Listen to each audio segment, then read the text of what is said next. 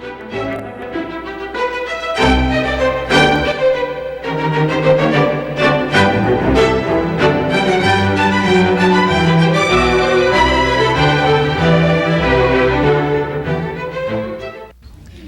evening. Welcome to our public forum series, The Bill of Rights and Beyond. My name is Bernie Margolis, and it's my privilege this evening to be the introducer and moderator for the first of our 5-part panel series. This evening we have a special guest with us.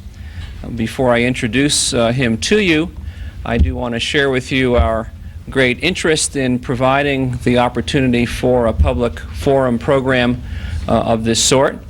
As most of you know, the library is committed to keeping you educated and informed and entertained, and we hope to do that with the program this evening and the programs which follow on successive Wednesday evenings. Obviously, we hope that your curiosity will be piqued, that you'll have many questions and an enormous thirst for more knowledge and information, and we hope that you'll use all of the library facilities and materials at your disposal to be well-informed citizens in our community.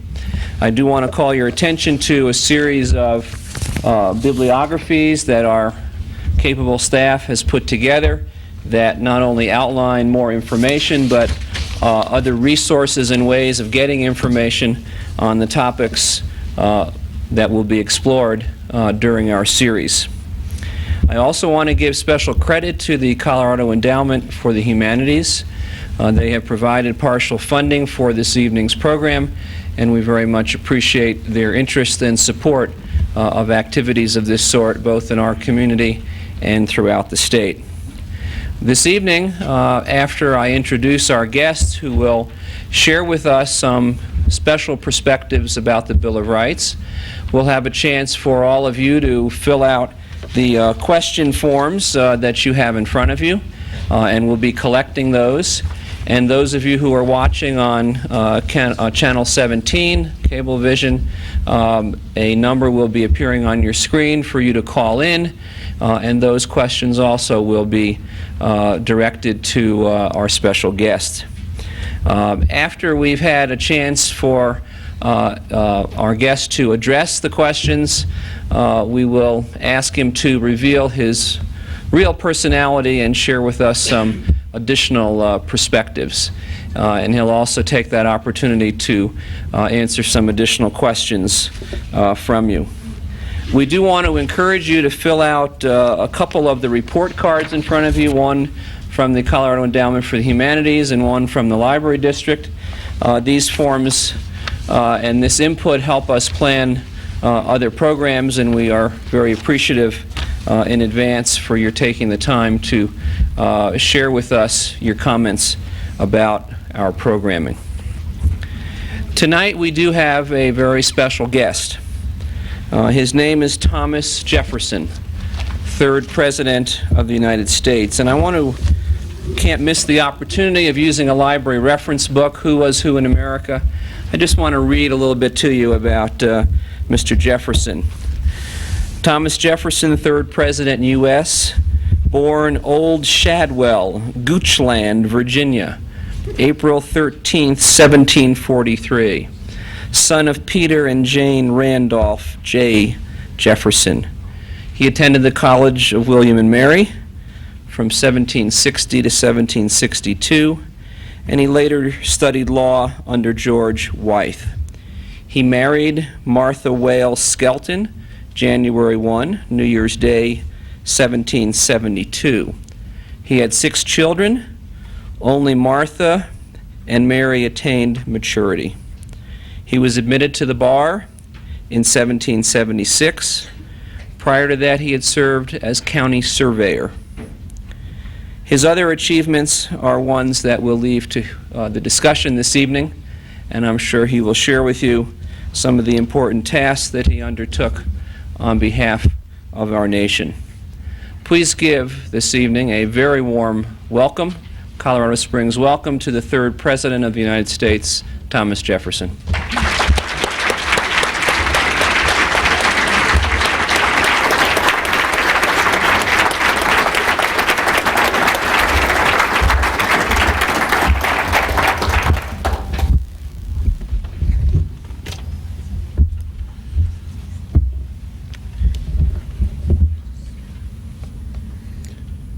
My dear citizens, let me begin by saying how pleased I am to come west at last.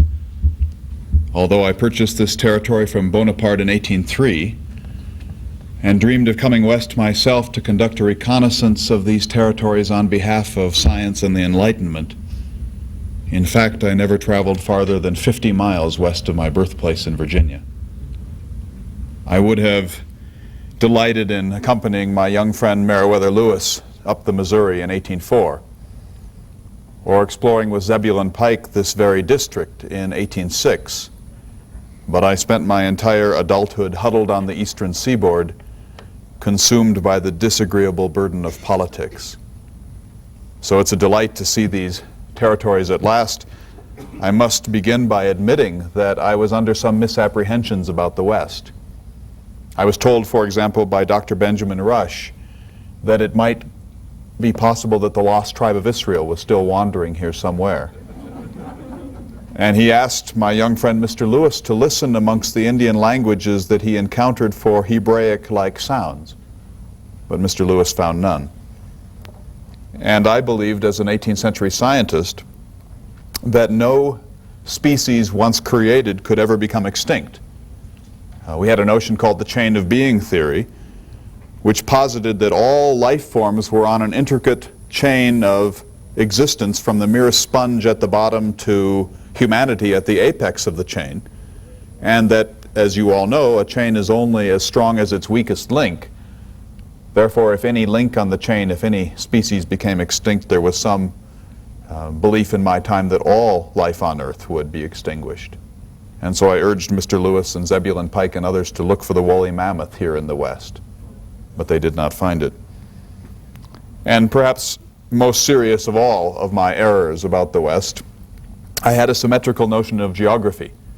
I believed that geography tended to work in parallels, and because we had a mountain chain on the eastern seaboard about 200 miles from our shoreline and was about 5,000 feet high, I reckoned that in the American West there was a parallel mountain chain, and I said the Shining or Rocky Mountains certainly could not be more than 4,000 feet high.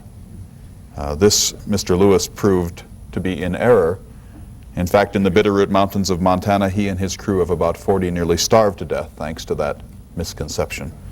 So it's a pleasure to see the West myself and to admit that however much I delighted in scientific knowledge, I was quite often simply wrong about the United States.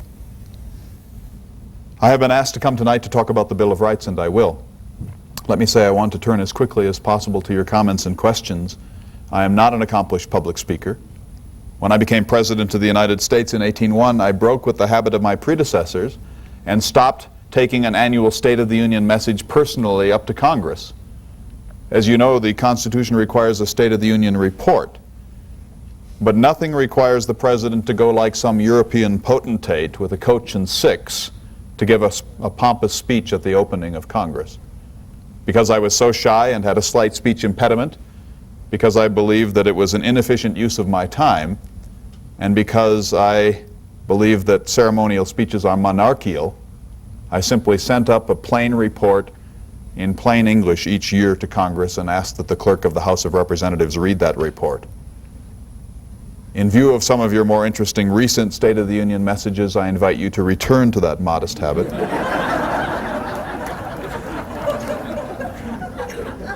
In fact, there does seem to me to have been an extraordinary historical parallel and irony. In my time, I wrote my own State of the Union messages and somebody else read them.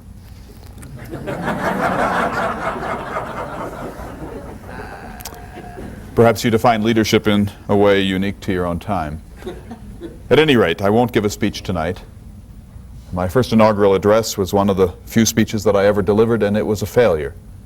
I was staying in a boarding house called Conrad's, about 200 yards from our unfinished Capitol, in our new national capital on the Potomac. As you perhaps know, I was the first president to be inaugurated in Washington, a city that I had helped to plan and survey. And I decided to walk to my inaugural. I did not want to ape European fashions, and so I simply strolled with a friend or two from the boarding house to the Capitol building, And there I took the oath of office from my Virginia cousin John Marshall, the Chief Justice of the United States, a man who detested me. And having done so, I took out of my pocket a plain sheet of paper on which I had written out my vision of a simple, agrarian, frugal, decentralized republic.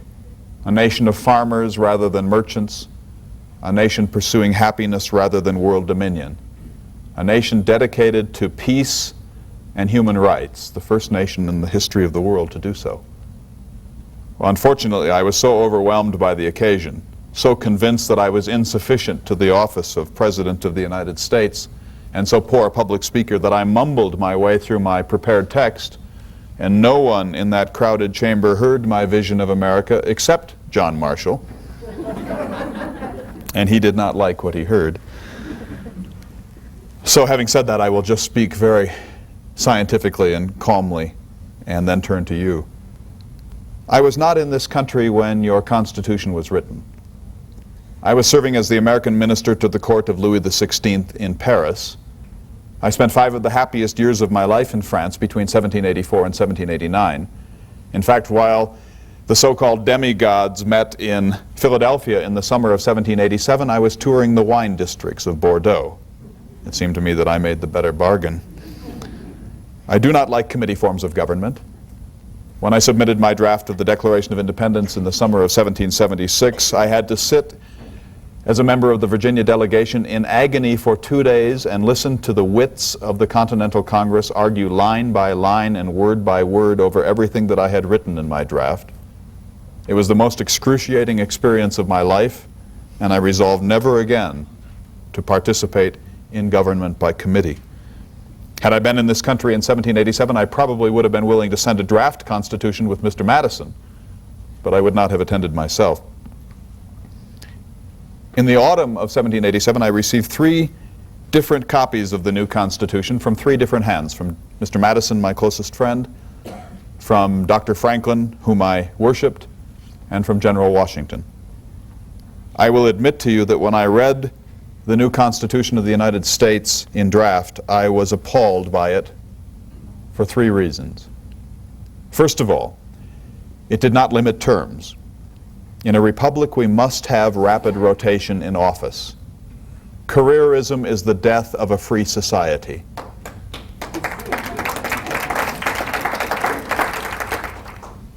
I suggested 1 term only for the president, perhaps of 7 years.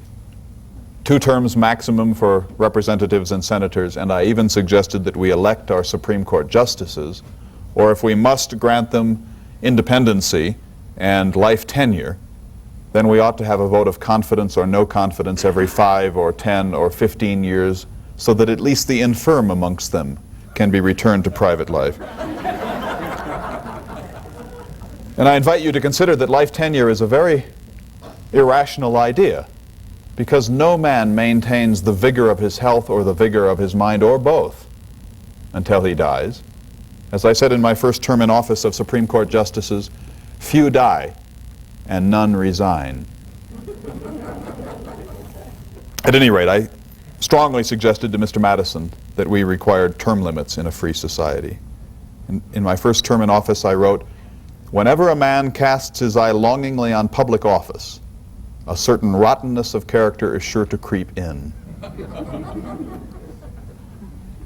The second objection that I had to the new Constitution was that it was too strong. I preferred what I called the good old venerable fabric of the Articles of Confederation. Under the Articles of Confederation, we were sovereign nation states. Virginia was a sovereign state. New York was another state, and New Hampshire a third. These nations came together for certain national and international purposes: a common currency, a common foreign policy, a common defense. But in all domestic concerns, they were as different as France is from Switzerland, and that seemed to me to be about right. I consider our freedoms to be best protected when our system is decentralized and when our sovereignty, our representatives, and our tax dollars are closest to this place where we gather tonight. I said once, if we could divide the United States into concentric republics and have a tiny national government and rather stronger state governments and stronger county governments and most strong townships. In fact, true democracy at the local level, in which every farmer citizen gathered to adjust his business once per week or once per month. Then I would say, like the character in the New Testament, nunc dimittis. Now you may dismiss me. My life's work is done. So I believe strongly that the Articles of Confederation were a nearly perfect constitution for the American people, except for this. We required certain amendments to give the national government slightly more taxation power, slightly stronger hand in international affairs, and greater control over a common currency. If those small amendments could have been made in 1787, then your Constitution, I think, would have been perfected. But the new Constitution drafted by Mr. Madison and Alexander Hamilton and others was too strong, too centralized, and too powerful. I said, this is like bringing in a fox to police the hen house. And I said, I prefer that the sheep shall govern themselves rather than bring in wolves to do it on their behalf. Well, since the history of things is for liberty to yield and government to gain ground, I believe that if we began with a strong central government, it could only grow worse in the course of American history. That was my second concern, too much central power. My third concern is the most important one, and the one which brought you out tonight, and that is that the new Constitution of the United States did not contain a Bill of Rights. Think of it. We lived in the 18th century, the Enlightenment, the age of the rights of man. In fact, the first time in human history when it was widely understood that humans are born with rights. Governments don't grant rights. Rights aren't the gift of a benevolent despot or a hesitant dictator. Governments are an innate endowment of every human being born anywhere on earth. So the only legitimate government is one that enshrines your natural rights in its basic charters. And yet the demigods who met in Philadelphia spent an entire summer producing a new Constitution for the United States, and they could not be bothered to write a Declaration of the Rights of Man. I was a very cheerful and optimistic man. I think I was only angry on 2 occasions in my entire life, and this was one of them. And so I immediately, upon receiving a draft of the new Constitution, wrote back in strong rebuke to Mr. Madison and said, what every people on earth has a right to expect against its government is a Bill of Rights. This can never be left to inference. It's not implied in this Constitution or any other. It must be spelled out in plain English. And any Constitution which does not contain a Bill of Rights is by natural law null and void.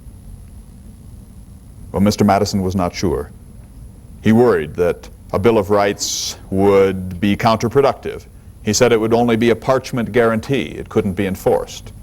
He said that if you enumerate certain rights, then you might leave out others, and it might actually limit the rights of man rather than enshrine them. And most naive of all, Mr. Madison wrote me to Paris saying, Mr. Jefferson, I cannot foresee a time in American history when the national government shall be powerful enough to trample upon human rights. Well, at last, I persuaded him. I wore him down with 4 long and carefully argued letters. And Mr. Madison agreed somewhat reluctantly to champion a Bill of Rights. He solicited proposals from around the United States. He gathered some 88 proposed amendments to the original Constitution. He rationalized those to 18. Congress, in turn, reduced that number to 12. And finally, on the 15th of December, 1791, 10 amendments were ratified, and they became the Bill of Rights. On the whole, I approve of the Bill of Rights. I consider it the greatest document in the history of human freedom. But I would have gone farther had I been the author of that set of amendments. I suggested, for example, that the Bill of Rights contain a provision prohibiting a national debt. A national debt, I said, is a national disgrace. It's a way for one generation to pay for its own needs by taxing the unborn. And I hope that we would prohibit a national debt. Or if we must have one for times of great emergency, then I said there ought to be a mandatory preamble in the enabling legislation that says when that generation shall pay off its national debt entirely, and if it doesn't pay it off by such and such a date, that national debt will be declared null and void, according to the doctrine that the earth belongs to the living and not the dead. Well, Mr. Madison would not do that. Secondly, I proposed that we have an amendment to the Constitution limiting terms, as I have earlier suggested. Third, I wanted a provision to prohibit monopoly, public or private, in the United States. I believe in competition, and I was enamored in 1776 of Adam Smith's The Wealth of Nations, which argues essentially that the economy is best when left alone by government, that government can only distort the natural exchange of goods and services. And finally, I proposed that the Constitution of the United States be amended to prohibit a permanent military establishment. I said a militia only in a free society. Well, none of those provisions found their way into law, and I'm sorry for that. But I still approve of your Bill of Rights within limits. I would have gone one step further. I suggested to Mr. Madison that he begin the Bill of Rights with a preamble, and that preamble essentially recapitulate my Declaration of Independence. Not, of course, because I wrote it, but because I wanted the right to revolution installed in our Constitution. Every government, however pure, however good at its inception, will inevitably decline, become bureaucratic and wasteful and self-indulgent and insensitive to human needs and human rights. There is no exception to this law in history. And so it seems to me that we must demand as a natural right of American people the right to rebellion and revolution. And I hope that that part of my Declaration of Independence would be enshrined in the Bill of Rights that was eventually ratified. And finally, I said to Mr. Madison, let's not leave the Bill of Rights as a kind of afterthought. Let's corkscrew those amendments back into the main document of the Constitution so that future generations will see that the rights of man were not an afterthought but the very heart and soul of our national enterprise. Those proposals were not accepted. I consider the most important amendments to the Constitution to be the 1st, the 9th, and the 10th. The first, of course, is the bill providing for freedom of press, freedom of speech, and freedom of conscience. And nothing mattered to me more in life than freedom of mind. I said, the truth is great and will prevail when left to itself. And I said, the only ideas that ever require government support are bad ideas. So we need a free marketplace of ideas in which good and bad ideas can compete. Eventually, I feel certain the good ideas will drive out the bad. Science will overcome superstition. Good sense will overcome nonsense, and the truth will rise and be accepted. We mustn't distort that free marketplace any more than the economic marketplace by government intrusion. And I feel even more strongly that you are free to worship one God or 20 or none at all. That neither picks my pocket nor breaks my leg and therefore is not a government issue. The 9th Amendment is the one that invites further development of human rights. It says that the Bill of Rights is not meant to be an exhaustive statement of the rights of man, that we may from time to time consider other rights, and they can be incorporated at the state, national, or local level into our basic charters. And finally, for me, possibly the most important amendment of all is the 10th, the most frequently ignored of the amendments to the Constitution. The 10th Amendment essentially says that the national government was intended to be limited in its power and its scope. Even as president, I called the national government the Foreign Department. And once in a moment of irreverence, I said the only two legitimate functions of the national government are a modest Coast Guard and a post office. The rest should be handled at a state or local level. The 10th Amendment says that powers not delegated to the national government by this social contract belong instead to the states and to the people. In other words, this envisioned a true federalist nation in which New Jersey, or in your case Colorado, would be the basis of your sovereignty in most regards, and the United States would be the basis of your sovereignty in certain restricted regards. And so I invite you to demand increased attention to the 9th and 10th Amendments. Before turning to you, let me say just a few words about interpretation. Our security is in having a written constitution. No other nation in history had had one until the United States.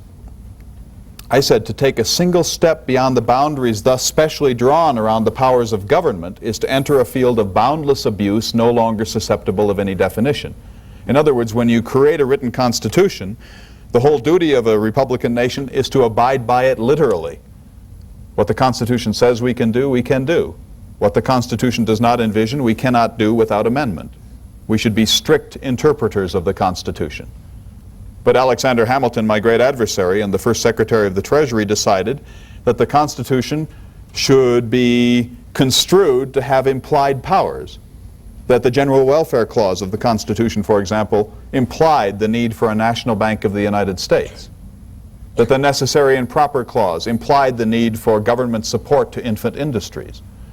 I said, when you begin to use broad construction to find things implied in plain language that were never intended by the originators, you may as well write your Constitution on wax and stretch it from moment to moment into any shape that pleases you. No, our security is having a restricted national government, and the restriction comes from the language of the founders. And so the best way in a republic to have a constitutional government is to write a simple constitution in plain English that every citizen can understand entirely, then, having ratified it, to adhere to it literally without a single exception. Such a literally construed constitution will soon cease to be useful. Then you should amend it. When it ceases to be amendable, you should tear it up. And I said to Mr. Madison in a letter of 1787 from Paris that under any circumstances, every Constitution of the United States should, on principle of natural law, be torn up every 19 years. 19 years I drew from actuarial tables as about the time that a generation is in its majority. And so when one generation passes from the scene, its positive laws, its national debt, and its Constitution should expire with it, and then the rising generation should come together in a sober constitutional convention and reconfigure the nation according to its needs, live under that system for its 19 or 20 years, and then when it expires, the next generation should create a new constitutional revolution. Had you followed this rational piece of advice, you would now be celebrating your 11th Constitution rather than your 2nd. And you would not have a National Bank of the United States and much else that is evil.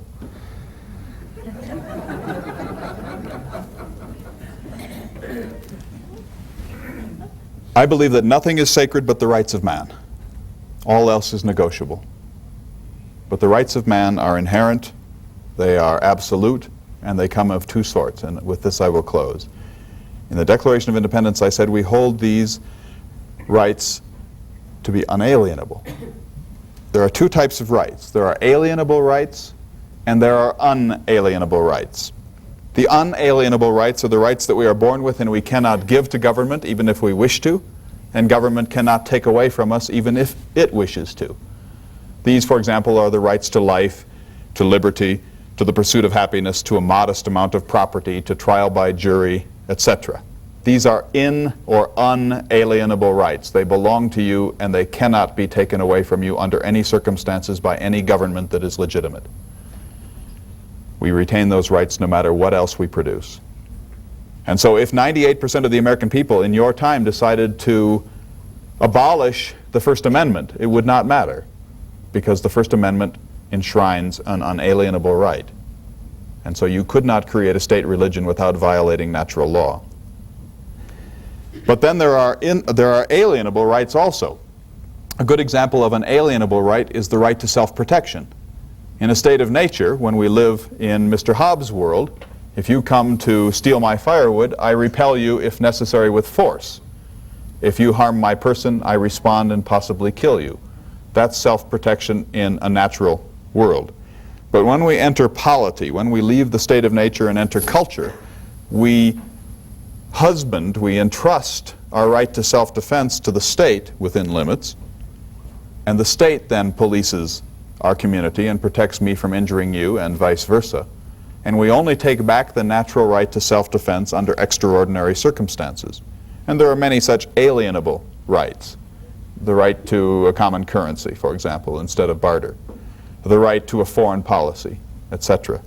And so we must always keep in mind that some rights can be entrusted to government, and it is our duty as free people to entrust as few of those rights as possible, and then to watch carefully what government does with them.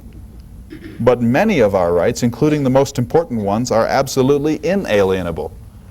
And so whenever you see government beginning to erode those rights, you have only one duty, which is to protest, to rise up, and if necessary, overthrow that government as peacefully as possible and as bloodily as necessary.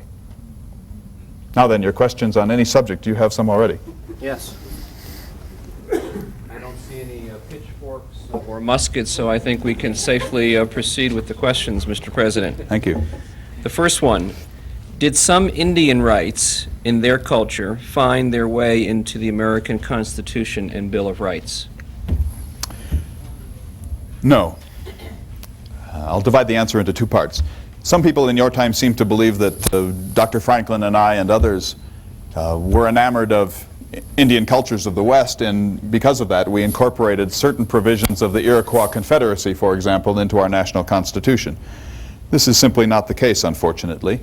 Dr. Franklin and I studied Indians all of our lives. In fact, I collected more than 50 distinct Indian vocabularies and was an amateur ethnologist. But so far as I know, and again I wasn't at the Constitutional Convention, no specific provisions of the Iroquois Confederacy found their way into the deliberations at Philadelphia, and no general philosophies of the Iroquois League did either. Now, it is true that Dr. Franklin visited the Iroquois in 1754 and came back from his visit and said, if these savages can produce a union and confederacy, we ought to be able to do so also. That, it seems to me, is worth keeping in mind. But when we talked about confederacy during this volatile period in American political theory, we were essentially looking to the Greek leagues of the ancient world and to the Roman Republic, but not to the Indians of the West. On the other hand, the Indians of the West taught me, and I think others who were students of their cultures, two important lessons, vital lessons to the history of freedom. Number one, it was believed in Europe by gloomy philosophers like Thomas Hobbes and others that life in a state of nature is nasty, brutish, and short, that people in a state of nature are constantly at each other's throats. They were wrong. They were arguing from theory and fear only. But what we knew, having observed the Indians of the West, is that people in a state of nature, or what is close to it, their tribal structures, do not live lives that are nasty, brutish, and short, but lives that are gregarious, cooperative, and good. So the view of man that Hobbes constructed to justify his strong central government, his Leviathan, was erroneous in its anthropology. And we learned from studying the actual people closest to a state of nature anywhere in the world that life in a state of nature is not Hobbesian. It is Lockean. Secondly, when Indians leave a state of nature and enter culture, they do not, as European theorists believe, produce patriarchy and centralized government. Robert Filmer had produced a book in England suggesting that the natural form of government is a strong father figure, a pope, a king, a priest, or a dictator. He was wrong. The natural form of government, invariably undertaken by Indians who left a state of nature and entered culture, is republic, democracy, in which every citizen has a just influence and his voice is heard. And so we gained two pieces of great confidence for our own national experiment, that we could produce something close to anarchy and it would still be cooperative and good. And secondly, that when we created a form of government, we were not violating natural law by producing democracy. Indeed, we were fulfilling the dictates of natural law. Okay. Next question. Can one of the amendments of the Bill of Rights be abolished without abolishing the entire Constitution? Yes. You can revisit the Bill of Rights anytime you please. It was enacted by social contract. It can be withdrawn by social contract. But if you withdrew, for example, the First Amendment, you would be violating natural law, and that would be a grave historical error. This is a difficult problem, because if you believe in the sovereignty of the people, what happens if the people decide to use that sovereignty for illiberal purposes? This is one of the hardest questions in democratic theory, and I had to wrestle with it when I wrote the Virginia Statute for Religious Liberty in 1777, and in it I said, having argued strongly that no government can ever coerce the value structure or the religious lives of its citizens, at the end I said, and although I know that any generation is free to abolish this law if it so pleases by majority rule, if they do it, they will be mistaken. And so I attempted to entail that law upon the future by scolding the future for revisiting it. But there's nothing you can do. If the people decide to throw out the Bill of Rights, they will have committed the most tragic error in human history. But they are free to do it. I think your duty is to revisit the Bill of Rights from time to time, to extend it, and to re-articulate it, to clear up certain ambiguities which have plagued your court systems. Okay, speaking of one of those, did you intend to limit Second Amendment rights to sporting purposes? I did not write the Second Amendment. I wish Mr. Madison were here to explain it. I think if he were here, he would say this. He was more conservative than I was. I think Mr. Madison would say that the Second Amendment's purpose, this is the gun amendment, the Second Amendment's purpose was to prohibit a standing army. We all knew from our study of history that standing armies do two things to every free society. First, they bankrupt it, and then they find wars for you to fight. If they don't find foreign wars, they will find domestic ones. And if you study your history, you will see that this is not a glib statement. So how to avoid that? Well, we believe that in a republic, a militia only was the proper remedy unless there was an actual invasion.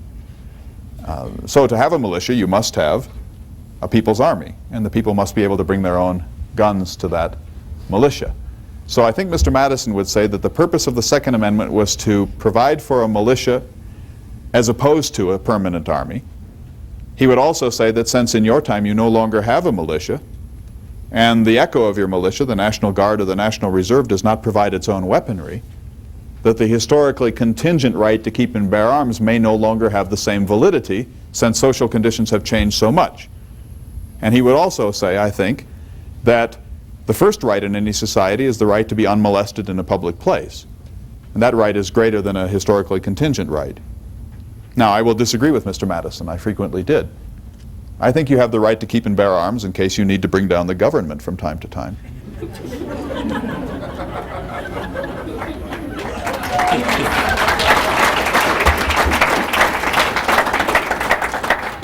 We'll change the topic. Have you read any good books lately? Well, not recently,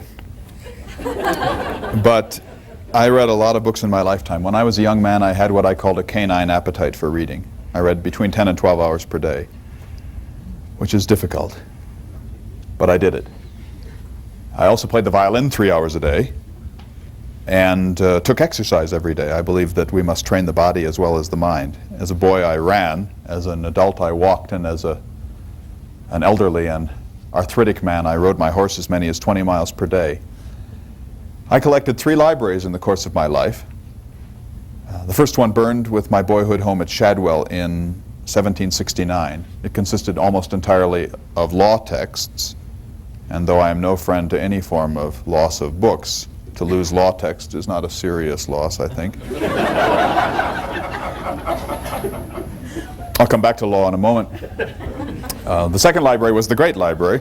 Between 1769 and 1814, I produced the largest American library and possibly the best privately selected library in the world. It consisted of 6,900 volumes on every possible subject. I had standing book orders at every book mart in Europe to send me anything that pertained to freedom or the United States. Well, you can imagine how willing those booksellers were to find books to fill those orders. And so I collected a library of almost 7,000 volumes. When the British burned down our national capital in Washington in Mr. Madison's war, what you call the War of 1812, I decided that this was the time for me to yield my library to the greater good of the community. And so I wrote to Mr. Madison, who was my successor as president, and said perhaps Congress would like to purchase my library as the beginning of a great national library. We had already produced a Library of Congress, but it had been devoted to narrow political and legal concerns up to that point.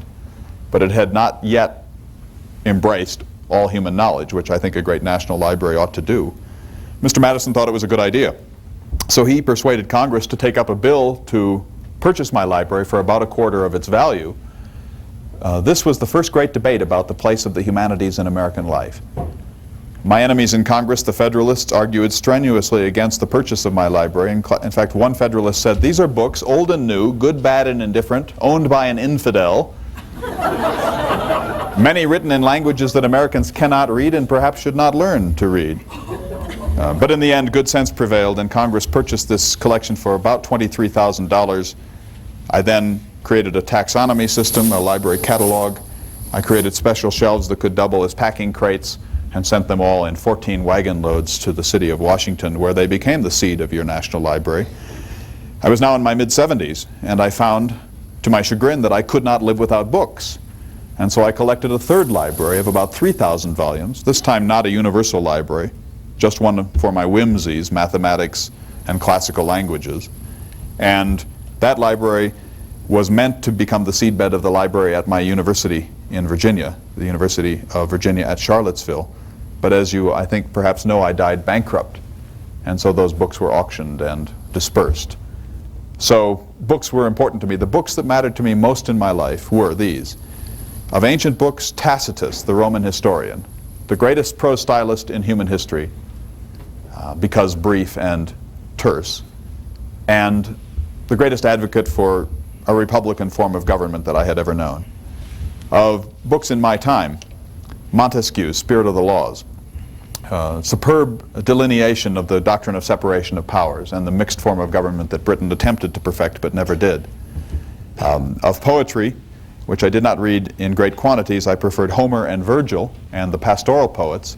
And I must tell you that I am no friend, I hope this won't offend you as a librarian, I am no friend to novels. I consider this to be a mass of trash that spoils the morals and the minds of young women and produces a kind of hypochondriac and melancholy temperament and unfits them for the duties of life, which are marriage and reproduction. Have you met Fabio? Shall we go on? Yes, indeed. We'll be looking for Tacitus on the bestseller list. I urge it. Considering that no laws shall be enacted that are unconstitutional, what are we to do when elected officials state, quote, "We don't care if it is constitutional or not, let's just pass this bill and let the courts decide," as was the case with Dianne Feinstein and the recent weapons ban? Impeach them if possible, and do not return them for another term. Next question. Do you think a two-party, or did you think a two-party political system would evolve in the United States? I hope not. As a young man, I was an idealist. In fact, the Founding Fathers were idealists. They believed that we could produce a nonpartisan system. As you know, the Electoral College, for example, did not have a provision to divide between the presidential candidate and the vice presidential candidate. The notion was, a naive one, that the best respected person in America would become president and the second best respected person would become vice president. Well, that idealistic system worked for one election, and then it broke down. And as you know, I was, because of the quirk in this Electoral College system, technically tied with my vice presidential candidate, Aaron Burr, for the presidency, and that produced the first constitutional crisis in American history. Thereafter, I urged Congress to divide the balloting for the president and the vice president. That was the 12th Amendment. As a young man, I said, I have never submitted the whole body of my opinions in politics, in religion, in philosophy, or anything else where I was free to think, to any party of men whatsoever. Such an addiction is the last degradation of a free and virtuous spirit. If I could only go to heaven at the head of a party, I would rather not go at all. But later in life, when I had seen that on every possible question, one party said yes and another said no, and that there was a kind of bizarre fissuring on all public policy questions into two different parties, I wrote a letter to my close friend John Adams and said, I used to believe in a nonpartisan America, but now I think terms like Whig and Tory, Republican and Democrat, aristocrat and Democrat are not terms of mere nomenclature, but terms from zoology. That the world can be divided into those who believe in the many and those who believe in the few, those who trust the people and those who cannot, and that we may as well admit this and try to establish as much power for those who believe in the many. Okay, from the political zoo to religion. Sir, I understand you are a deist. What is a deist? How did you decide to get involved in that philosophy? Are you still a deist? I reasoned my way into deism. I think reason is our only oracle. And when we leave reason behind, we have entered the world of metaphysics, which cannot help us in the slightest. A deist is one who believes that the world is so orderly, so beautiful, so perfect in its Newtonian mechanics that there must have been a creator. This cannot simply be the yeasty stuff of the cosmos. The design of the world is so impressive that there must have been a fabricator. If you wish to call that fabricator God, that's fine with me. But I prefer the term creator, as I articulated it in the Declaration of Independence. Deism believes that the creator designed a perfect mechanism of a universe like a clock. That was the favorite metaphor of my time. And then wound it up. And now this deity stands serenely by and watches his clockwork slowly unwinding through the course of human history, not interfering at all in the day-to-day business of humanity, but possibly coming in from time to time, once every 100,000 years or so, to fine-tune the instrument. But this God does not interfere in the Newtonian mechanics of the world, does not hold the sun still in the heavens for 3 hours, does not part the Red Sea, does not raise the dead by way of miracle, does not, in my private opinion, plant his seed in the womb of a virgin. I did not believe in the divinity of Jesus. I did not believe in the inspiration of the Bible. I did not subscribe to miracles or mysteries. And I could not accept the Athanasian notion of the Trinity. But I did believe that there was a creator, and that that creator was worth modest reverence.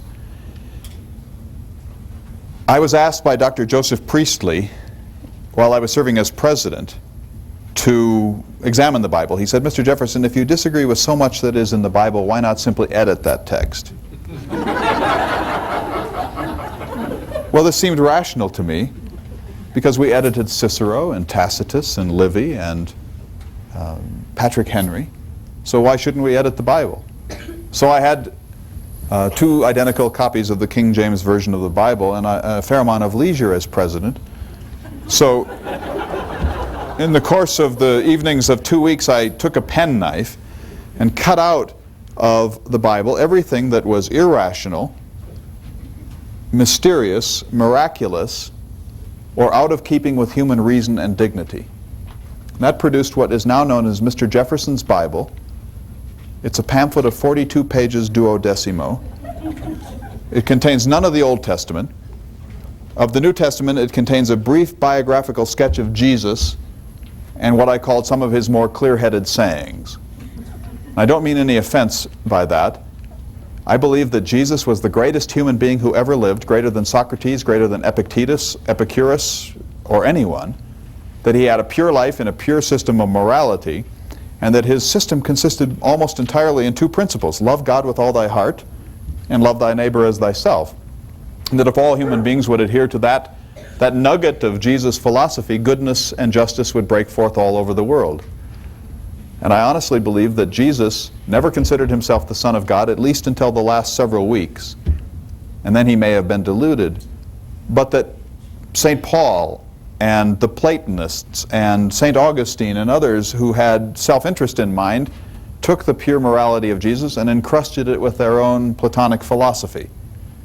So I said, and I hope no one will be offended by this, that it's as easy to find the pure morality of Jesus in the New Testament as it is to find diamonds in a dunghill. And that's what I attempted to do. Now, I was not a foolish man. I never published my Bible. I kept it absolutely secret. It was not an official act of the President of the United States. It was a private act by a deist and a free thinker. And I showed it to only 3 people: Priestley himself, my daughter Martha, and John Adams. And when I sent a copy to John Adams, I insisted that he send it back by return post. It has since been published. It is perhaps in libraries here in Colorado Springs. It was published first by the Congress of the United States in 1871. And I intended it not only to be a sample of what a historical Jesus might be, but also possibly as a text to circulate amongst the Indians of the West to show them what morality could be at its very, very finest. How would you handle roving bands of street ruffians? Should they be given special rights? Roving bands of ruffians. Well, this reminds me of Shays' Rebellion. As you probably know, your Constitution was produced in some part as a reaction to a farmers' protest in Massachusetts in 1786 known as Shays' Rebellion. Shays was a Revolutionary War hero who had gone bankrupt through no fault of his own, and he and his farmer neighbors had sued the legislature of Massachusetts to give them redress of their grievances. The legislature turned a deaf ear to them, and after exhausting all peaceful means, Shays and his compatriots rose up and closed a few banks and stopped a few foreclosures, and for this were branded as insurgents. And Mr. Hamilton, the great militarist, gathered one of the largest armies in American history to put down that and another rebellion. I said in a letter to Mr. Madison, first, I like a little rebellion now and then. It's as important in the political arena as thunderstorms are in the natural world. I said to Mr. Madison, God forbid we should be more than 20 or 30 years without an armed rebellion somewhere in America. Secondly, I said, when there is a rebellion, the challenge is not to put it down. That's easy. The challenge is to take it seriously, because people do not rebel for no purpose. And so our duty as an enlightened people in the face of rebellion is to sit down in the furrow with the discontented and ask them what their grievance is. And if their grievance is unreasonable, as it might be, to use our superior powers of reason to persuade them. And if their grievance is rational, as it often tends to be, to try to accommodate their needs and bring them back within the fold of the American people. But I said, when we crush rebellions, we often install the very abuses that the rebellion rose to point to. And so what is on trial in a rebellion is not the gang of roving pirates. What is on trial is the nation. What has gone wrong that certain numbers of its citizens feel that they must use violence to get what they need from a free society? It would seem to me that if we solved the basic problems of inequality of wealth, inequality of access to education, and inequality of treatment under the law, that most of these bans would disappear. Okay. Question similar to one asked before. What would you say about the NRA's, that's the National Rifle Association's, insistence that any kind of weapon should be allowable to the general population? I agree. Government must not have a monopoly on the uses of force.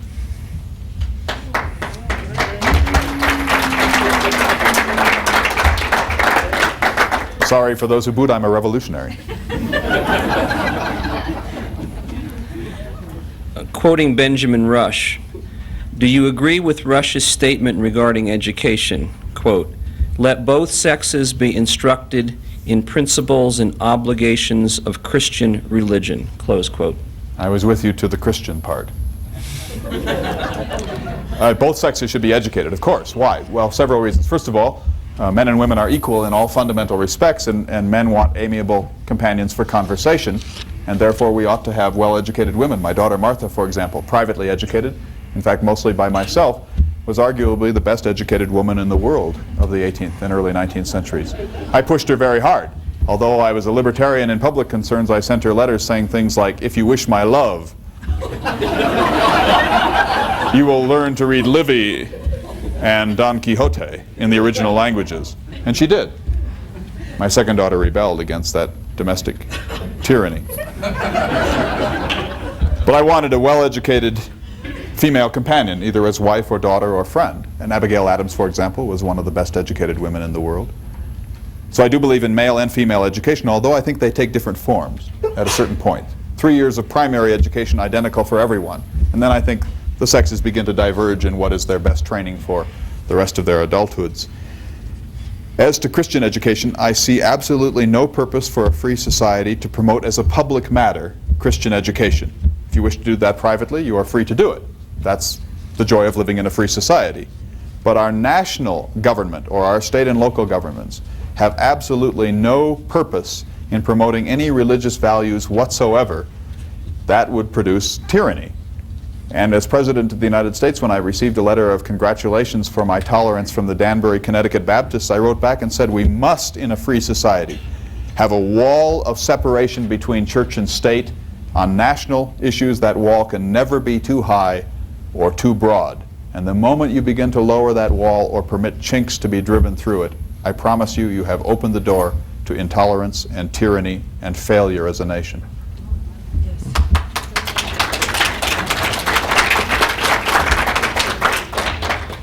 Mr. President, tell us why you were exceptionally proud of writing the Statute of Virginia for religious freedom, so much so as to have that, as well as the authorship of the Declaration of Independence and the fatherhood of the University of Virginia inscribed on your tombstone.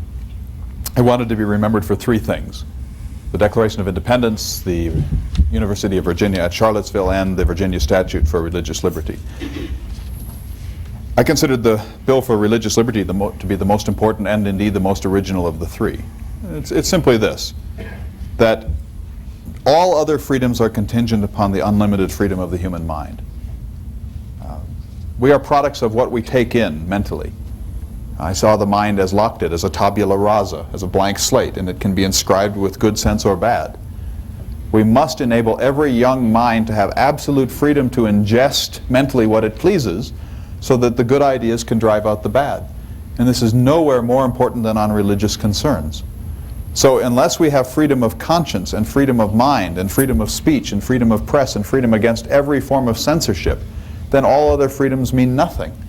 And so the mind is the beginning of human sovereignty. Make that free, and the rest will follow. Or as I said in a letter to George Wythe, enlighten the people generally, and every form of tyranny, both of mind and body, will disappear like the fog when the sun rises in the morning. If you don't have religious freedom, look what happens. I could force, if I were dictator, everyone in this room to be a Quaker.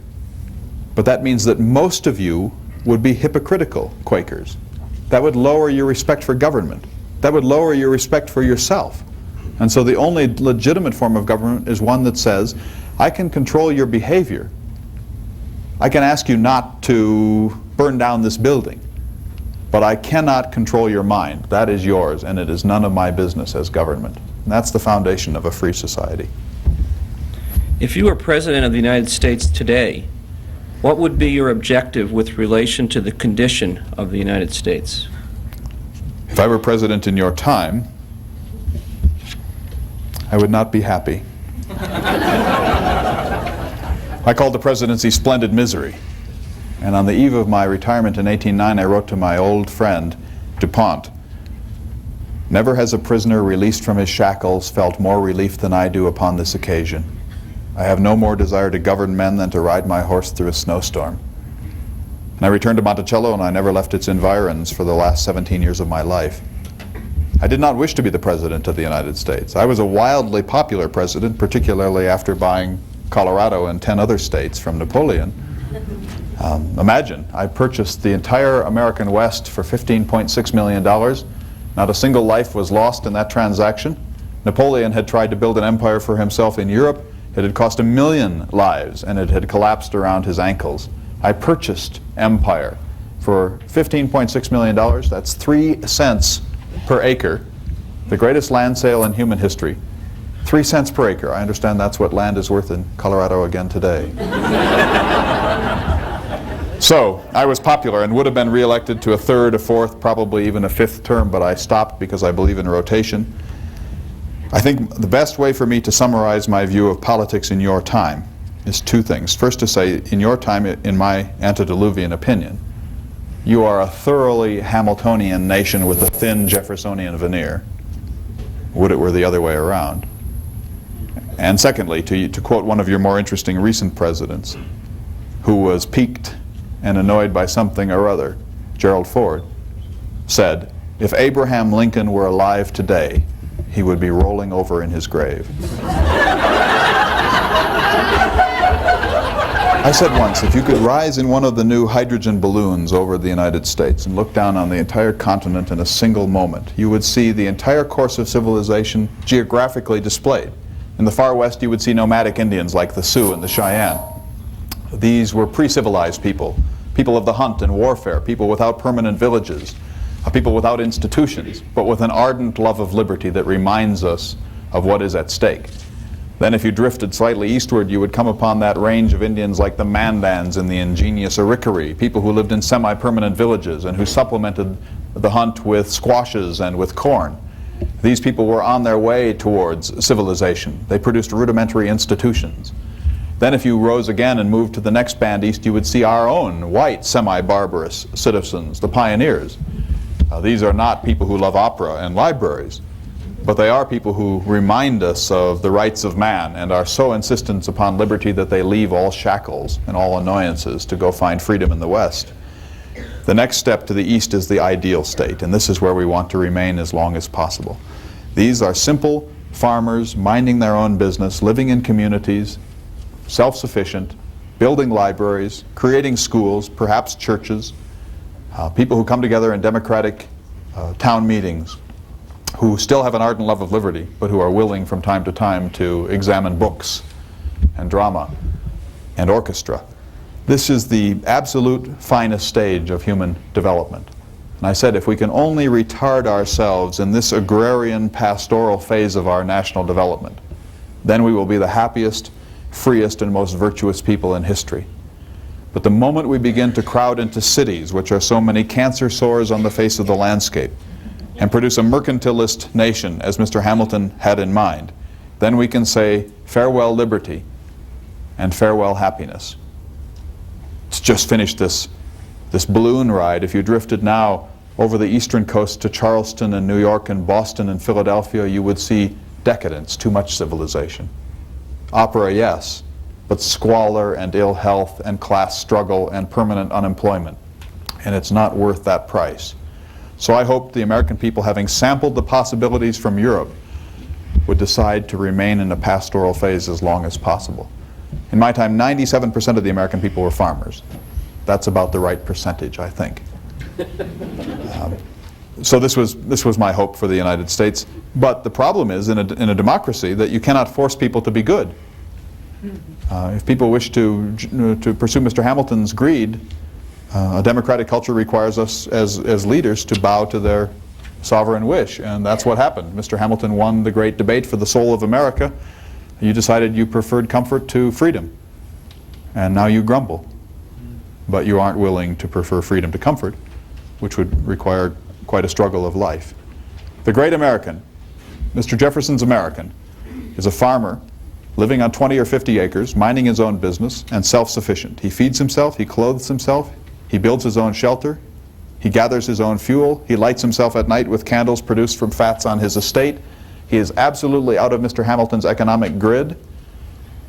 At the end of the year, he might have a tiny surplus. He takes it to the nearest village, barters it if he can, sells it only if he must for what he cannot produce, a violin, a piano, returns to his farm, lives free and independent for another year, like a new Adam.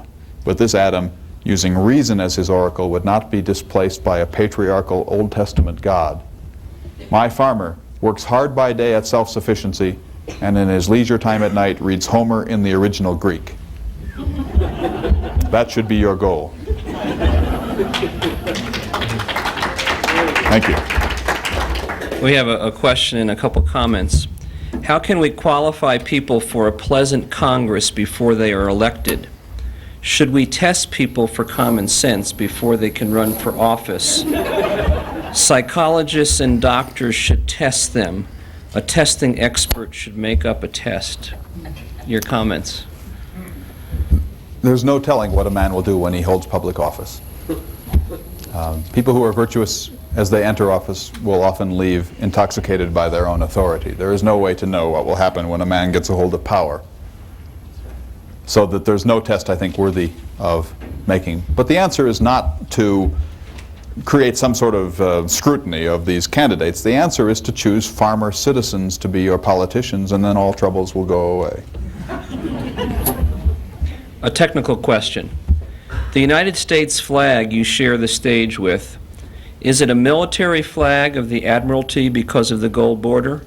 If so, can it truly be called an American flag? I have no opinion on this matter, nor do I care. We'll try another one then.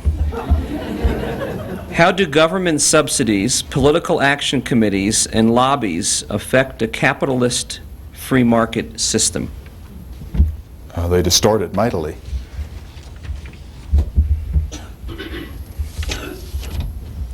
What was your position on women's rights, both personal and public? I've told you what I think about women in education. I consider the American woman to be the most equal woman in the world. Now, my measure may be slightly different from your own. In Notes on Virginia, you will find a statement of this. I said, a woman is equal to the extent that she is liberated from hard physical labor. If you look at the Indians of the West or the peasants of Europe, they drive their women extremely hard. The men do largely ceremonial activities, and the women do most of the manual labor. I consider that barbarism, even savagery.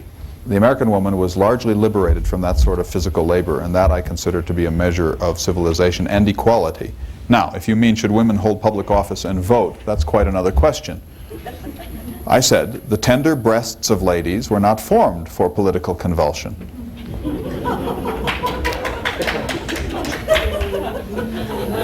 Much better that they smooth the feathers of their husbands, returning ruffled from political debate. I said our American angels mistake themselves much if they think there is happiness to be found, as do the French Amazons, in the public arena. No. Their happiness, if they only knew to recognize it, resides in the nursery. And in 1870, when Albert Gallatin, my gifted but admittedly foreign-born Secretary of the Treasury, wrote to me and said, Mr. Jefferson, women hold office in Paris and it doesn't seem to have corrupted society. Shall we try this here? I responded, sir, this is a proposition that the American people are not prepared for, nor am I.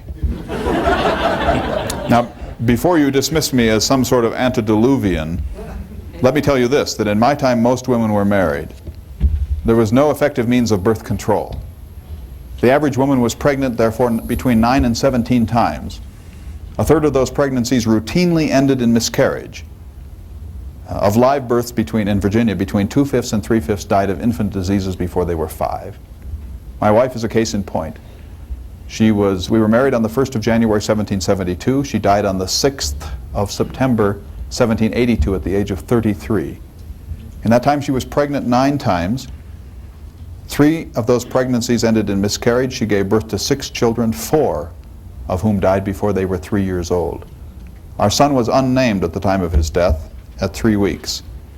Of our children, only 2 survived her, and only 1 survived me. Maria, my beloved second daughter, who would not learn Don Quixote in Spanish, died at the age of 25 while I was serving as President of the United States, and it was the second greatest blow of my life. In fact, I said in a letter to John Page, my oldest friend, I said on that occasion, my evening prospects now hang on the thread of a single life. Others may give of their abundance, but I have lost even the half of all that I had. And that indeed was very hard. Fortunately, my daughter Martha was a very strong woman. She had my own physical constitution. She gave birth to 12 children, 11 of whom lived to be adults, and they succored me in my retirement. You know, I just want to go on a little longer about this.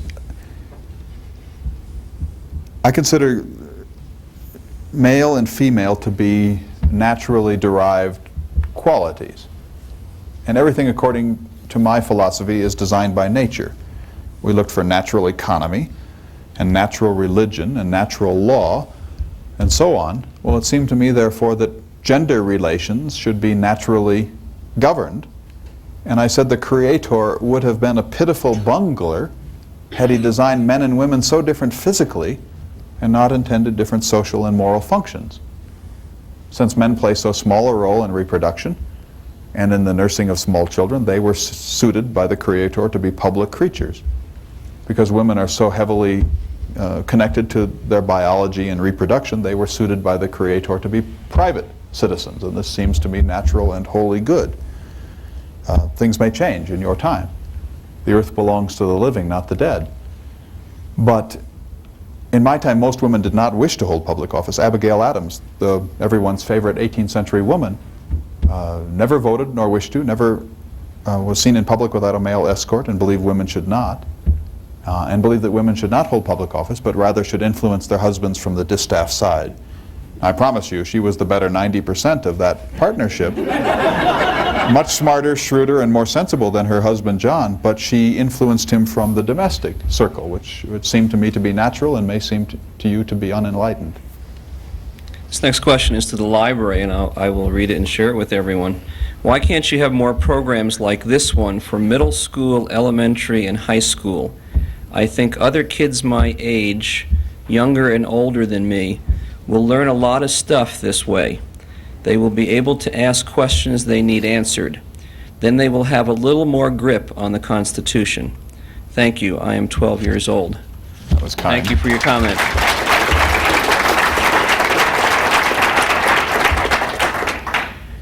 Mr. President, by Congress establishing Christmas as a federal holiday, does that violate the provisions of the First Amendment stating that the Congress shall make no law respecting the establishment of religion because it takes an act of law to establish a federal holiday? Yes, that would be a violation of the separation of church and state. When I was president in 1806, I received a letter from well-wishers who urged me to declare a national day of thanksgiving and prayer, effectively the Thanksgiving holiday that you celebrate in November. And I refused. I said, no, the national government delivers the mail. If you want to have a holiday to give thanks to whichever creator you wish to worship, that's up to you. But it's not for the national government to be declaring holidays. They also wrote me a little later asking for my birthday, hoping that that would become a national holiday. And I hope you will never create holidays for single individuals in a free society. If you create a pantheon of secular saints of the founding fathers, you effectively disable yourselves from the revolutions which are necessary in your time. No, I never talked about my birthday. I never celebrated Christmas. I worked through every Christmas in my entire life. We did exchange modest gifts, but extremely modest. And I am against the United States government giving any encouragement to any single religion. If you create Christmas, what do you do for Mohammed? Okay. If you were alive today, obviously you are, what political party would you belong to? I would not belong to either of your parties because they seem to me, if you don't mind my saying so, to be the greater Hamiltonian and the lesser Hamiltonian party.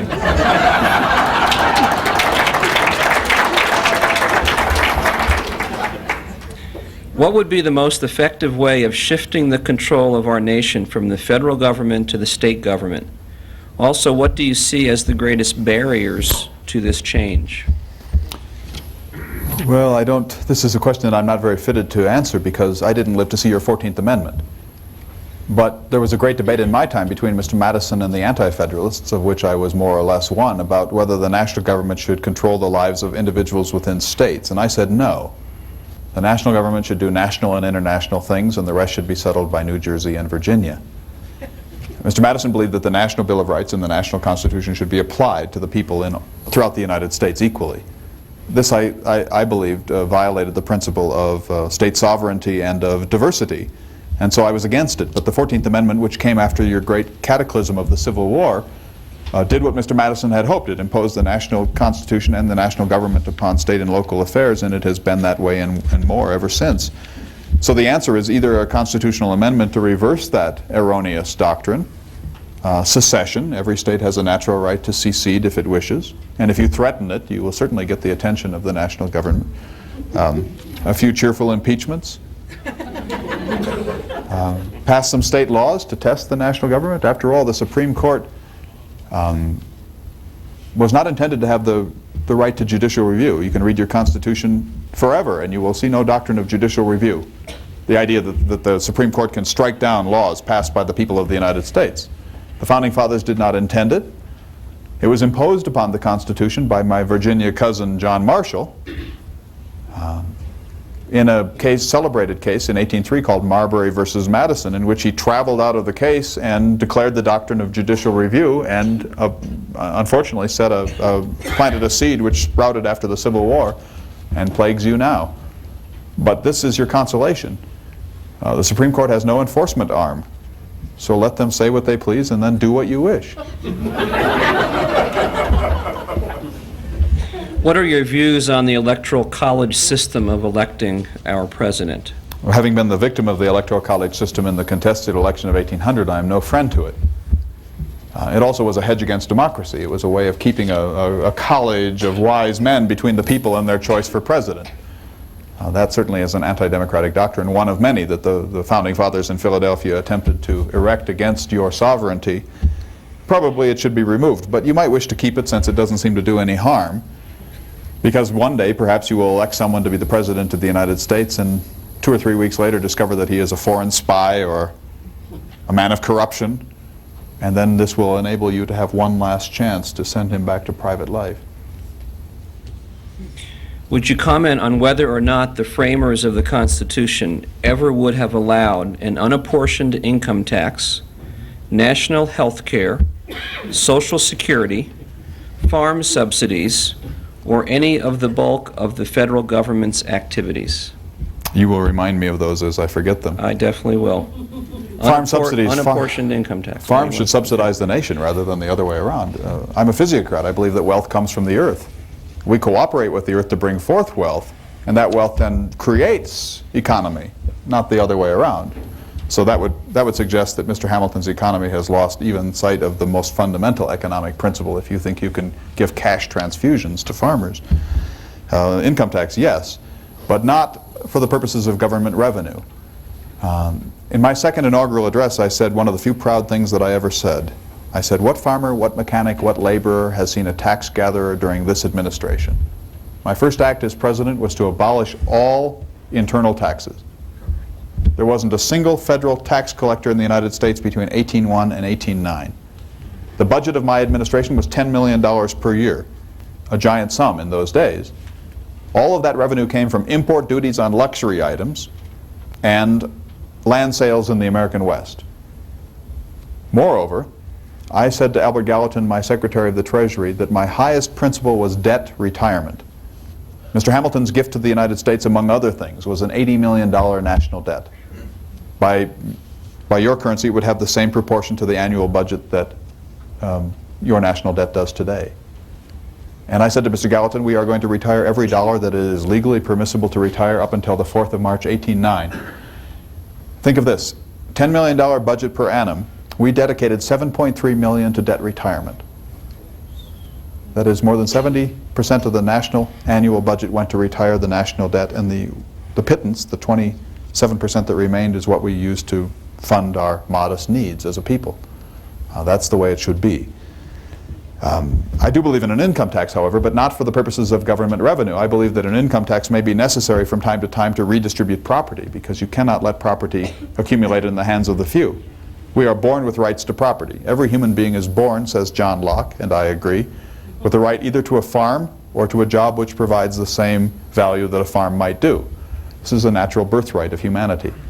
And so if we create a system in which a handful of people control most of the property and the rest of us are malnourished or discontented, we have a natural right to take back a more equal share of the national landscape. And the least intrusive way to do that is to have a geometrically graduated income tax from time to time. So I'm not absolutely against that, but I would try to bring it about by constitutional amendment. There were other provisions. National health care. National health care. I said once, whenever you see two doctors gathered in a public road, look up. And you are certain to see turkey vultures flying overhead. I think the best national health care plan is to stay healthy. And I do not trust government to intrude upon my sovereign body. Thank you very much.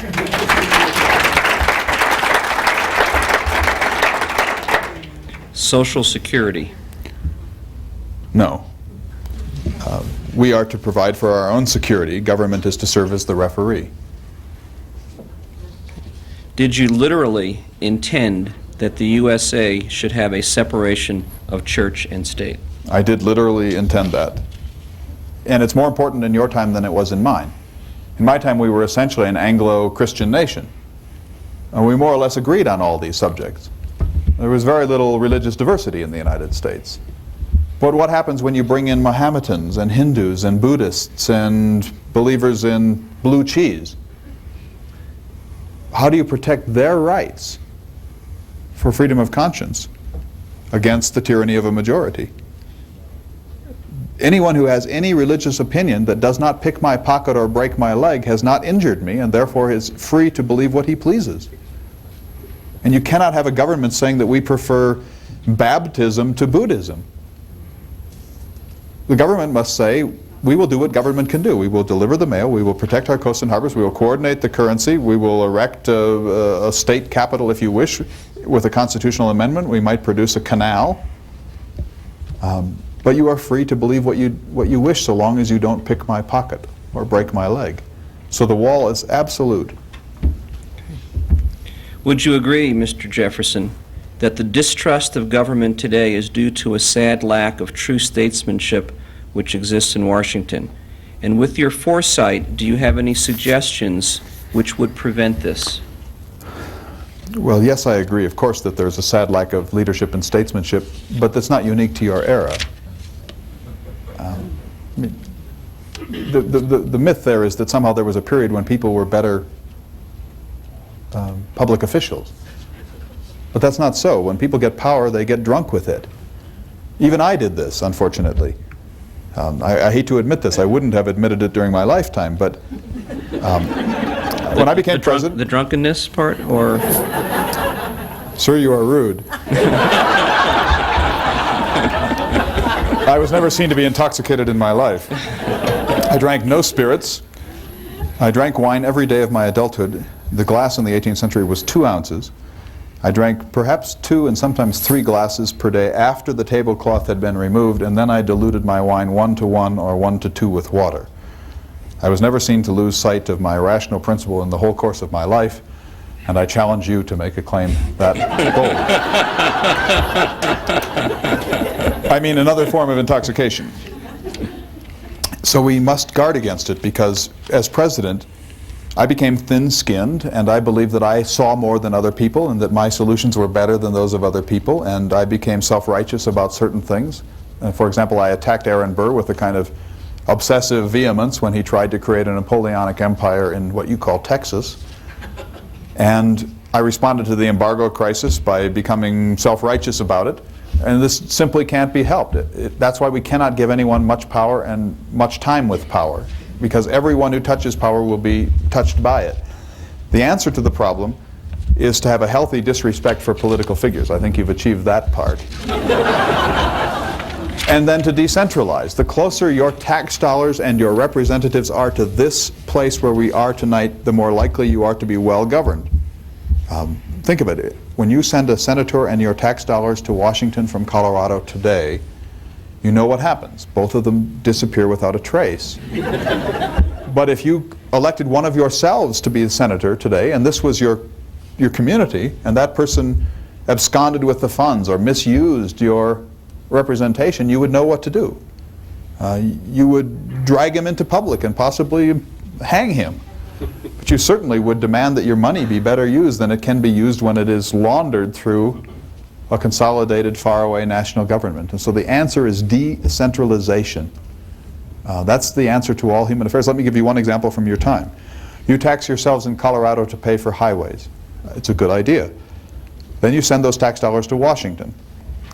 Those funds are skimmed. A portion of them is sent back to Colorado with conditions about how you shall spend them. What could be more outrageous than that? You should tax yourself for roads that you wish to build, and if Wyoming doesn't like the way you build roads, then Wyoming will have to figure out some other form of transport. The phrase life, liberty, and the pursuit of happiness, was it original with you? No, unfortunately. John Locke had written in Second Treatise on Government that there was a trinity of rights: life, liberty, and property. I replaced that with life, liberty, and the pursuit of happiness because I did not want to overestimate the importance of property. Property is important, of course, but it is not the foundation of human good. And I also didn't want to include the word property in the Declaration of Independence because it might be construed to legitimize the ownership of slaves, human property. And so I wanted to avoid that sticky paradox. And also I think pursuit of happiness has a nice American feel about it. The purpose of life is happiness. The purpose of life is to build a modest economic foundation of subsistence, and then to seek happiness, the good of man, the end, the telos of humanity.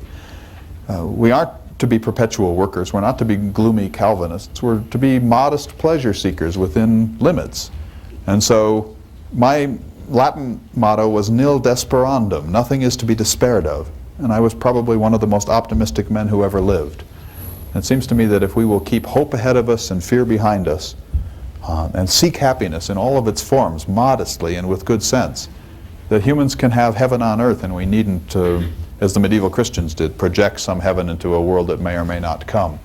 So I think it's a good phrase for America, the most optimistic and hopeful nation in human history. But also, I will admit, that the actual phrase was borrowed from another John Locke treatise, his Epistemology on the Human Mind. Another library bestseller, no doubt. Indeed. Why did you want public education in spite of your strict understanding of the Constitution? Well, there's nothing unconstitutional about public education, although it should not be a nationally produced enterprise. States should pursue education because you cannot be a democracy without it. I said if you expect to be a nation ignorant and free, you expect something that never has been and never can be in the history of the world. In other words, think of the risk of democracy. What if we allow the people to decide what to do with themselves? What if they're illiberal? What if they're uninformed? What if they're swept up by fanaticism or hatred or the tyranny of the majority? According to democratic theory, you must permit people to do in a majority what they wish to do, as if it were unanimous, so long as it doesn't violate the Bill of Rights. Well, that's an intense risk for a society to make. And the only way that democracy can work is if you have a well-educated, well-informed, thoughtful, and sensible citizenry. And that means that the first duty of a nation after modest coastal defense should be intensive public education so that all of its citizens are capable of self-government. That's the only way we can do this. In other words, self-government is not just a term from theory. Self-government means instead of having Mr. Hamilton tell you what to do, you do what you please so long as you don't injure the rights of your neighbor. And so self-government is a form of self-enlightenment and self-restraint. It's an obligation. It's not just a freedom from external authority. I would rather govern myself than yield it to any other human being whatsoever. But it's a sacred and responsible task to govern myself, and it cannot be done without a liberal education.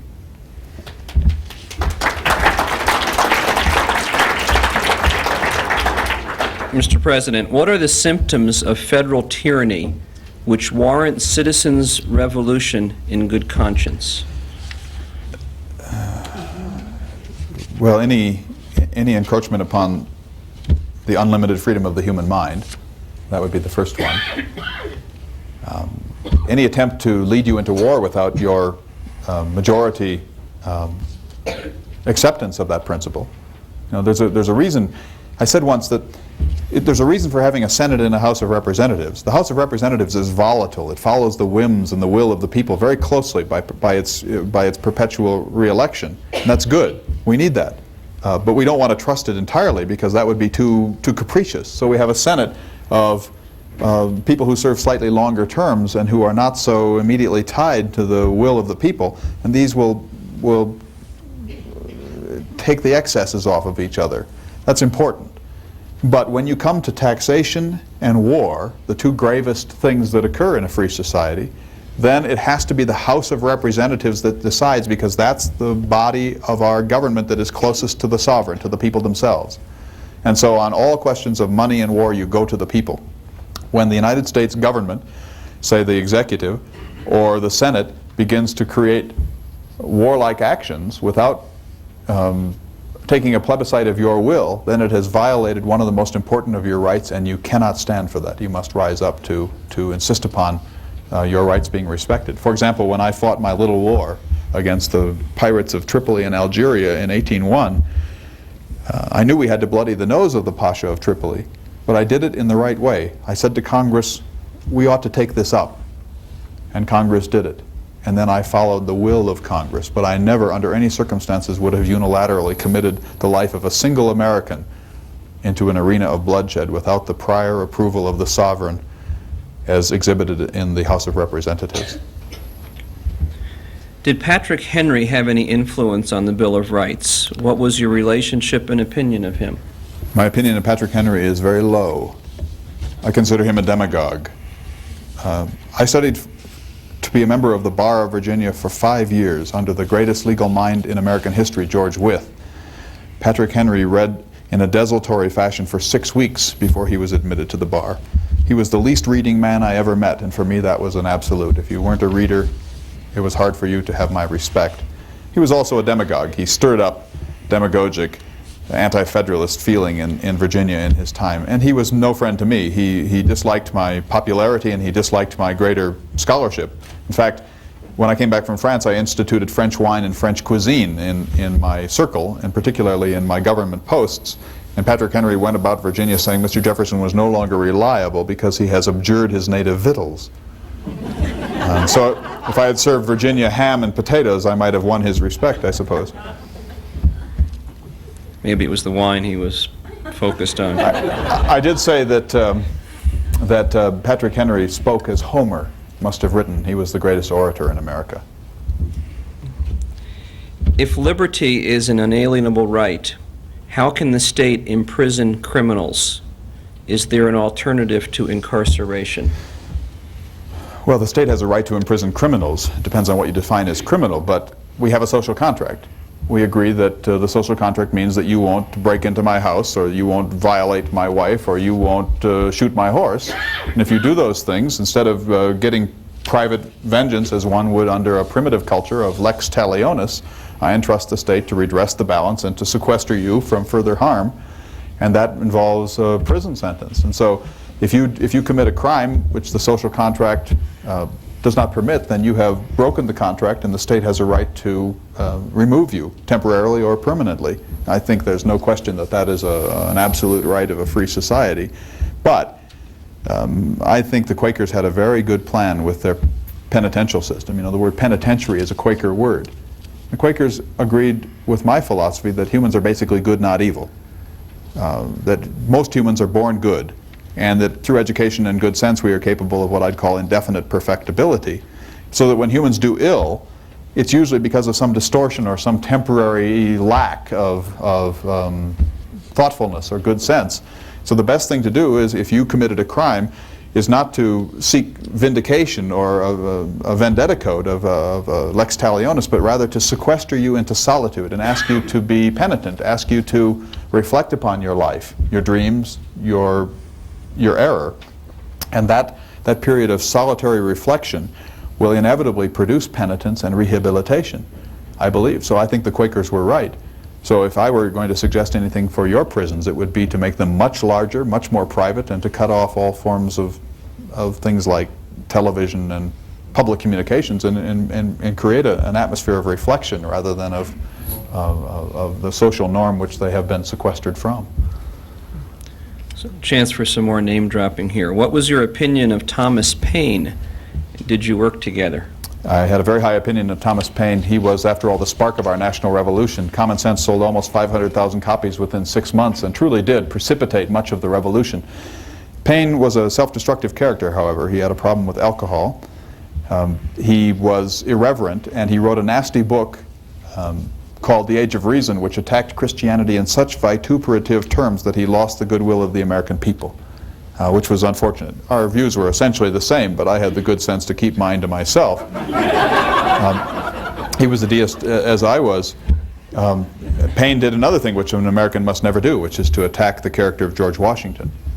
Paine helped to write the Declaration of the Rights of Man in Paris, and he later got himself at cross purposes with Robespierre and was jailed by the Terror and nearly died in prison.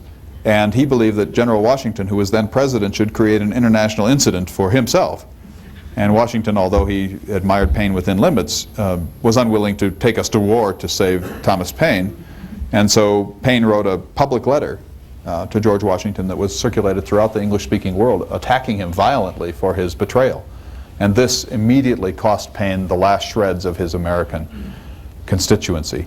Eventually he was released by the Terror. Now, unfortunately, I was President of the United States. And I made the most, I think, a high-principled decision, but one of the most costly of my life. I sent a packet ship to Paris to pick him up. And nothing in my presidency cost me more public support than that did. You would say that my figures dipped. But I received a tremendous amount of abusive mail and abusive comment from Congress for having succored Paine in his time of trouble. But I think that he's an American hero, and that when someone has done good for a nation, especially someone who did as much good as Paine, you don't simply turn your back on him because he wrote a deistic tract.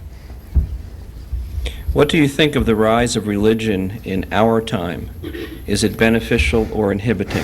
Well, the earth belongs to the living, not the dead, but I will remind you that in 1824 I wrote a letter saying I hope within 50 years every young American will be a Unitarian.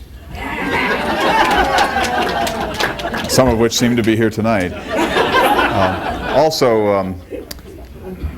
I said once in a moment of irreverence, let's gather all of the charismatic and evangelical religious leaders of the United States into one public square for a week of debate about doctrine, theology, liturgy, dogma, and hermeneutics, in the hopes that they will mutually exhaust each other and disappear forever.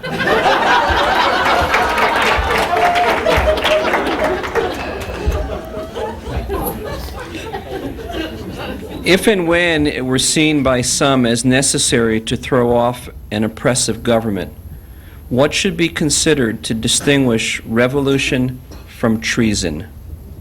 That's a difficult question. It depends on, I think there's an adage that says where you stand depends upon where you sit. If you're a part of the government of the United States, you see it as treason. If you're one of the oppressed, you see it as legitimate revolution.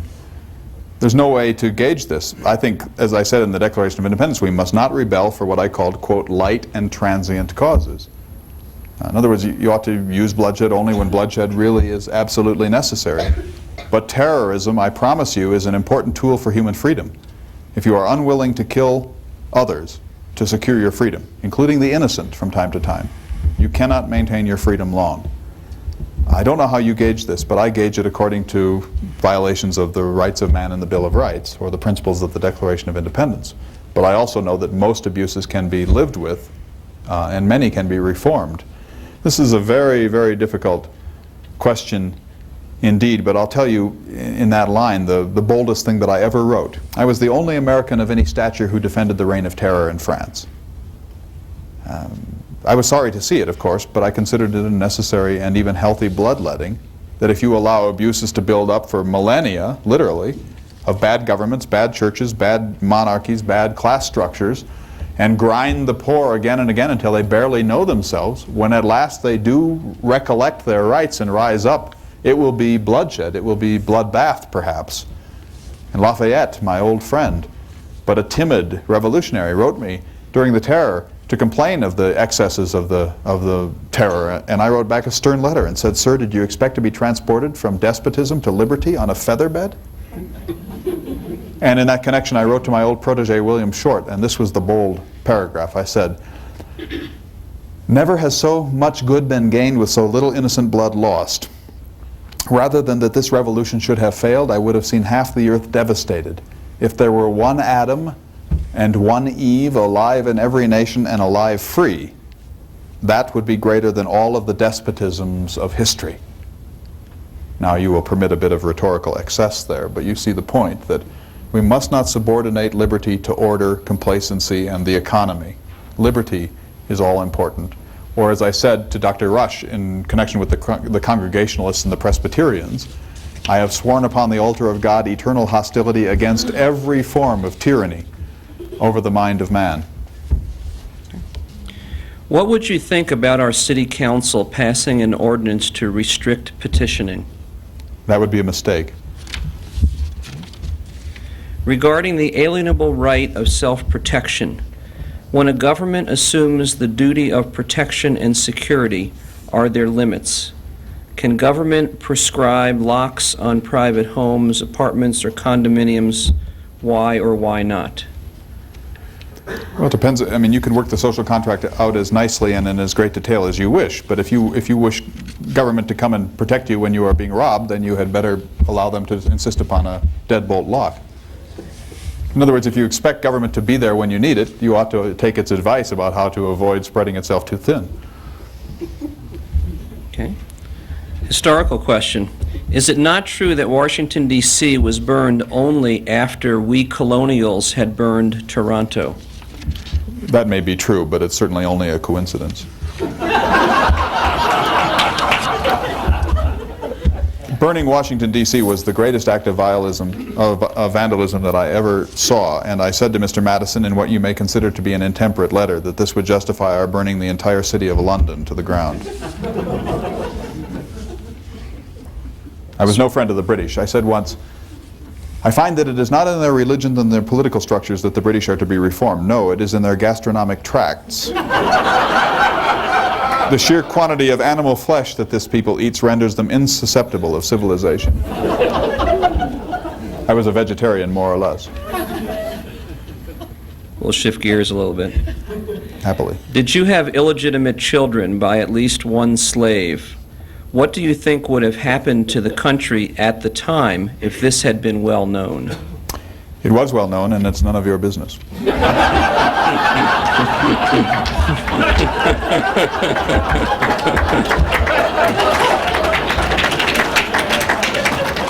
Let me just say one more word about that.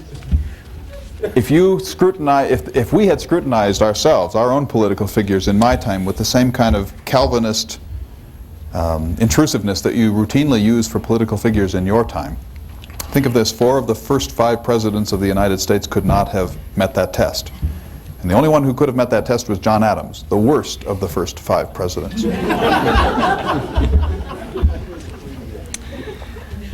What classical language did you like the best? Will you speak some? Greek was my favorite, but Latin is more useful. Here's a line of Greek: Menon aeda theia. Sing, goddess, the wrath of swift-footed, godlike Achilles. Some of you will know that from your own studies. Here's a bit of Latin from Ovid.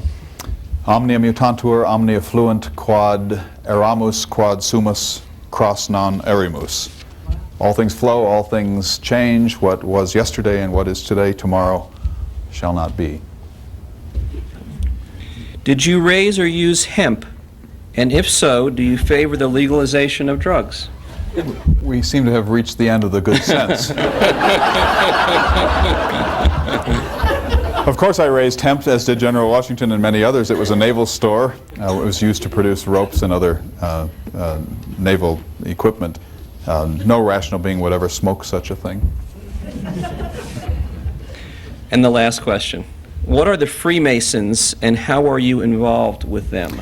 I'm not involved with the Freemasonry movement, but I am friendly towards it. The Freemasons are an ancient guild of men, once actual masons, bricklayers that is, and builders, but more recently abstracted into builders of societies. Most of the founding fathers, including General Washington, Dr. Franklin, James Madison, and many others, were Freemasons. The coins in your pocket, the dollar bill, for example, contains Rosicrucian and Masonic icons. Masonry had a great deal to do with the spirit of the Enlightenment, which generated the United States, but it's not specifically germane to the creation of America. I didn't join the Masonic movement because, as a believer in social democracy, I felt that it was incorrect to be a member of an exclusive group. That when you start creating exclusive clubs, like the Society of the Cincinnati, or in your time the Daughters of the American Revolution, or what have you, then you begin to distinguish one person from the next on artificial lines, where it is above all true to me that all men are created equal, and that the distinctions between us should come from merit and not from the accidents of birth. So the Masons, I thought, were admirable men, but they were not to be admired for their exclusivity and their secret rights, I felt. But the Masonic movement in my time was somewhat different from what I'm told it is in your time. It was heavily involved in the principles of the Italian and French Enlightenments, and it really was a system of deistic free thinking, a belief that there should be a civic religion to counter what had hitherto been theological religions. And there is nothing in the doctrine of Masonry to which I could not wholeheartedly approve, except some of its more metaphysical icons. Thank you, Mr. President. May I make a last quick statement? I appreciate the patience of everyone here tonight. Let me just quote from my last letter, which I hope you will consider to be a provocation to increase the strength of the Bill of Rights and the wall of separation in the next century. I understand you're on the edge of a millennium, which is a very convenient time to rethink your national enterprise and to tighten the rights of man and to extend them. And I said to Mr. Madison in a letter, the fact of the book means that tyranny will wane from across the planet, because books are capable of being smuggled into despotic regimes. And whenever people get the truth of their rights, they will insist upon them. They may not achieve them within our lifetime, but once the book is smuggled into other nations, these principles, which are written in the hearts of men, will revolutionize the world in time. So I look forward to a spreading of the great principles of freedom across the planet, to some nations sooner, to other nations later, but to all nations within the foreseeable future. And my last letter, which was written on the 24th of June, 1826, just 10 days before my death on the 4th of July, said this, and I hope this will be the motto you take into the next century. I wrote, "All eyes are open or opening to the rights of man. The gradual spread of the light of science has already laid open to every view the palpable truth that the mass of men were not born with saddles on their backs, nor a favored few booted and spurred, ready to ride them legitimately by the grace of God.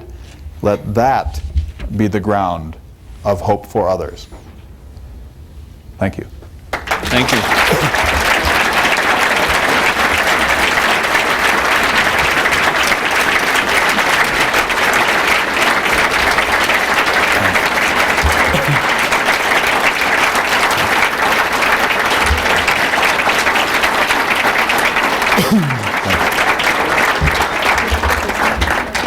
And now let us please welcome Dr. Clay Jenkinson. Dr. Jenkinson is one of the founders of the modern Chautauqua movement. He has experimented with first-person historical characterization since 1976 and included among those Thomas Jefferson, Meriwether Lewis, Hamlin Garland, John Calvin, John Wesley Powell. He's won awards for his service throughout the nation. In 1989, President Bush awarded him the Charles Frankel Prize, the highest award for humanities service that our nation can bestow. Dr. Jenkinson is from North Dakota.